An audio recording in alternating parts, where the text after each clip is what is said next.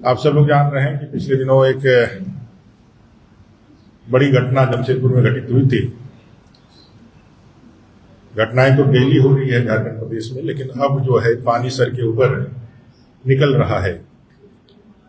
जमशेदपुर जो अब चापड़पुर बन गया है, उस जमशेदपुर में नृशंस तरीके से पुलिस वैन पर बैठे हुए एक निहत्थे युवा को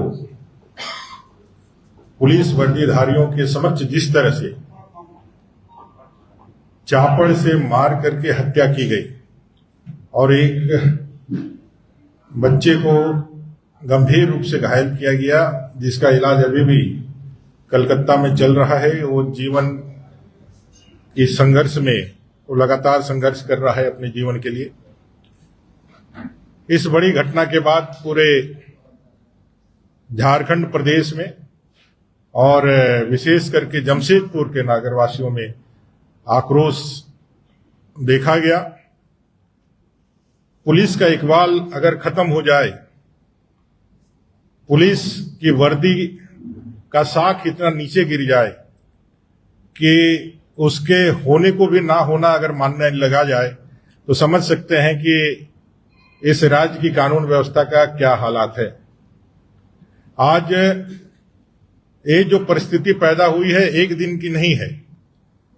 2019 साल में जब से यह झारखंड की सरकार बनी है, हेमंत सोरेन जी की सरकार बनी है, तब से लेकर के अब तक इन्होंने हमेशा से कानून व्यवस्था को कॉम्प्रोमाइज ही किया है।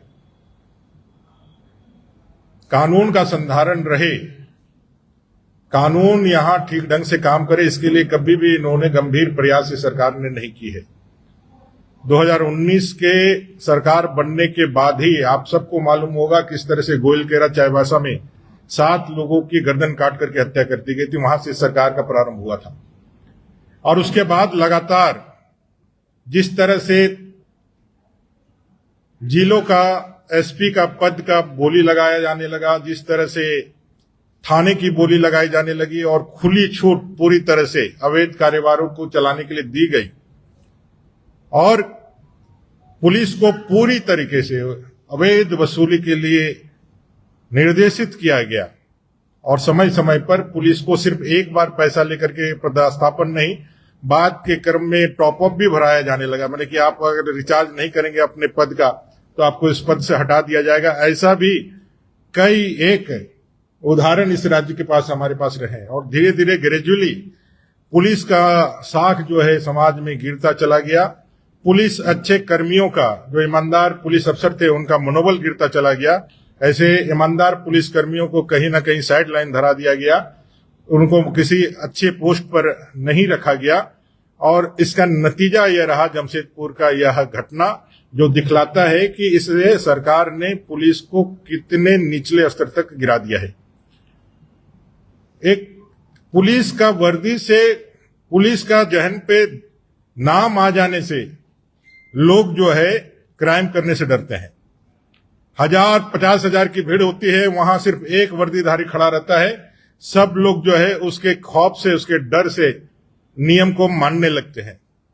अगर वैसे पुलिस के समक्ष हत्या कर दी जाए, हत्या करने के लिए चापड़ चलाया जाए और पुलिस प्रशासन अभी भी अभियुक्तों को पकड़ने में यदि कामयाब ना हो तो राज्य सरकार की विफलता है। और इसी विफलता और आक्रोश के कारण आज भारतीय जनता पार्टी के प्रदेश अध्यक्ष आदित्य साहू जी के आह्वान पर, भारतीय जनता पार्टी के आह्वान पर जमशेदपुर और आदित्यपुर जो हमारा निगम क्षेत्र है, जो क्रमशः जमशेदपुर जिला और सरायकेला जिला के क्षेत्र में पड़ता है, एक दिन के बंद का कॉल हुआ था। कल हम लोगों ने ऐतिहासिक मशाल जुलूस भी किया और आज स्वतः स्फूर्त बंद को समर्थन जिस प्रकार से उस लोह नगरी में अपने नागरिकों का मिला है, जिस तरह से कंपनियां भी इसमें सहयोग की है, जिस तरह से तमाम प्रतिष्ठान, व्यवसायी से लेकर के ठेला खोमचा वाला भी और हर एक नागरिक ने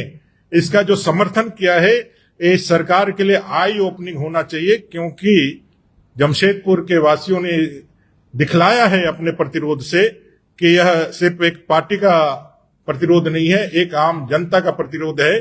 उस जमशेदपुर जिसकी ख्याति लोह नगरी के रूप में है, एक शांतिपूर्ण व्यवस्था के साथ चलने वाली है, वहां हर दिन चापड़ के साथ घटना हो रही है। खुले में नशे के कारोबार चल रहे हैं। सबसे ज्यादा ड्रग्स और ब्राउन शुगर का इस्तेमाल जमशेदपुर, आदितपुर जैसे क्षेत्रों में होता है। सूखे नशे के जद में पूरा झारखंड प्रदेश है। अभी माननीय मुख्यमंत्री जी के बड़े बड़े पोस्टर नशा मुक्ति के लगे दिखे, लेकिन कोई भी एक भी कार्रवाई, एक भी कोई प्रयास इस दिशा में कि इस नशा के कारोबार को रोका जा सके, ये नहीं हो रहा है। जिस तरह से पंजाब बदनाम हुआ था उड़ता पंजाब बन करके, अब झारखंड भी उसी तरीके से हमारे युवा पूरी तरह से इसके जब्त में है, उसके चंगुल में फंसे हुए हैं। और राज्य सरकार अपने नौनिहालों को पैसा के बदले बर्बाद होने दे रही है। एक बड़ा पैसा अवैध ड्रग्स, नशीले कारोबार से थाना के माध्यम से सीधे मुख्यमंत्री और सरकार के हाथों तक पहुंच रही है, और एक लंबा सिंडिकेट है। और सिर्फ पुलिस महकमे के आला अफसरों को हटा करके, नाखून कटा करके शहीद होने जैसा काम नहीं हो सकता है। आप इसको तब तक, जब तक कि पुलिस का वह इकबाल फिर से बहाल ना हो, तब तक अगर यदि आपकी कार्रवाई सुनिश्चित ना होती है तो यह पूरी तरह से विफलता ही मानी जाएगी। आज की इस ऐतिहासिक बंद के लिए मैं तमाम जमशेदपुर, आदितपुर वासियों को भारतीय जनता पार्टी की ओर से, अपने प्रदेश अध्यक्ष जी की ओर से साधुवाद और धन्यवाद देना चाहता हूं। अपने पार्टी के तमाम पदाधिकारी, वहां के अपने जिला अध्यक्ष, दोनों जिला अध्यक्ष, अपने सांसद, अपने विधायक, अपने तमाम पार्टी के पदाधिकारी, आदितपुर के मेयर और अपने जितने भी वरिष्ठ जन हैं जिन्होंने इस बंदी को लेकर के लोगों के बीच जाने का काम किया है, लोगों का आह्वान किया है, उन सबको धन्यवाद और अभिनंदन देना चाहता हूं। साथ ही साथ सरकार को भी यह आगाह करना चाहता हूं कि असली सत्ता और ताकत जनता के पास होती है। आप वोट के माध्यम से भले ही सरकार बना लिए हो, लेकिन जनता के पास असली ताकत है, और जनता ने अपना प्रतिरोध आज के बंदी के माध्यम से दिखलाया है। इसलिए आप अविलंब जो इसके दोषी हैं उनको पकड़ करके कानून को फिर से स्थापित करने का काम करें, और इसमें सस्ती राजनीति करके और अपने गले की जो कमजोरी है, आपके गले में जो हड्डी है, उसको निकाल करके किसी दूसरे के गले में फंसाने का काम ना करें।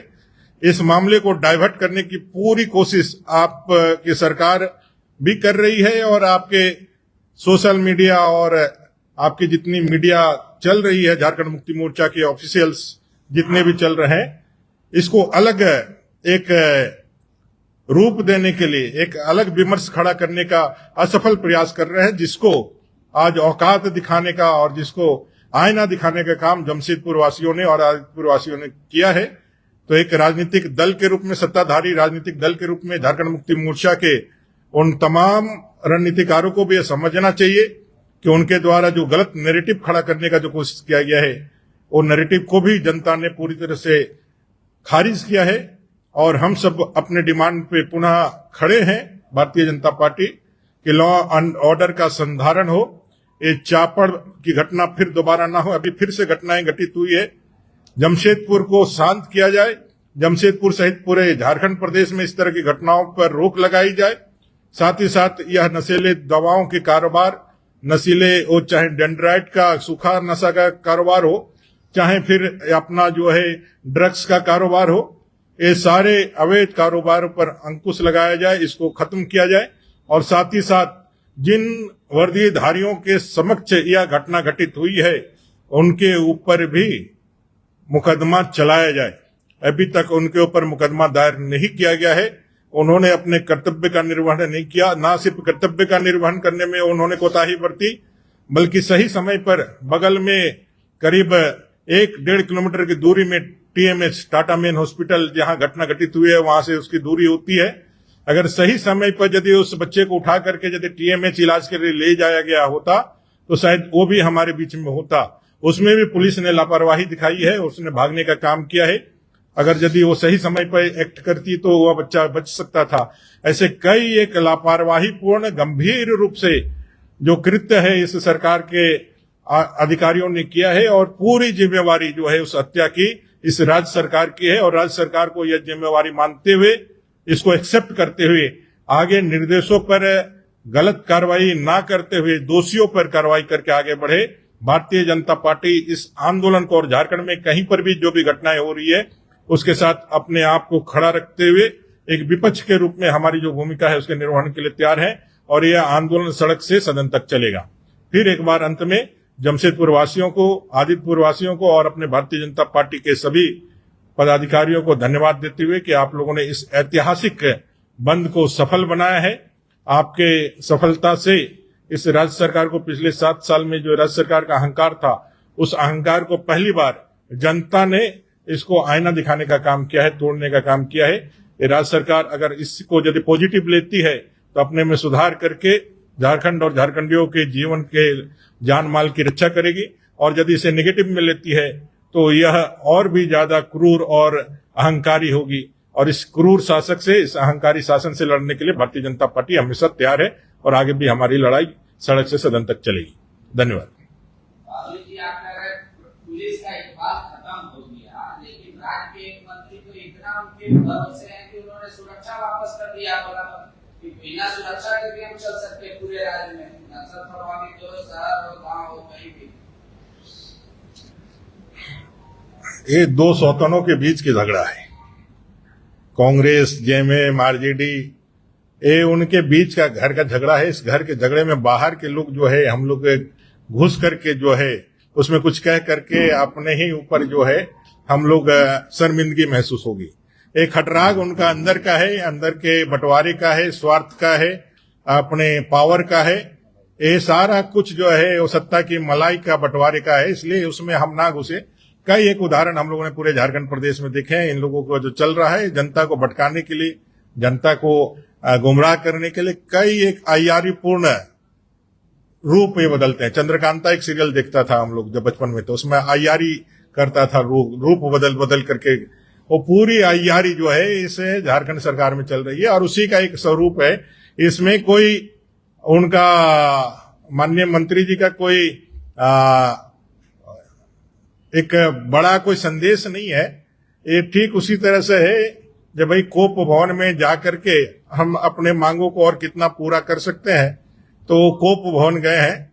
जैसे माता कैकेयी गई थी उसी तरह कोप भवन में गए हैं। जिस दिन दशरथ जी बाकी चीजों को मान लेंगे तो फिर हो जाएगा, उनका वापस आ जाएगा। तो ये कोई नैतिकता के साथ जुड़ा हुआ मामला नहीं है, विशुद्ध रूप से राजनीति के पीछे जो इनका स्वार्थ है, इनका खेला है, वो मामला है।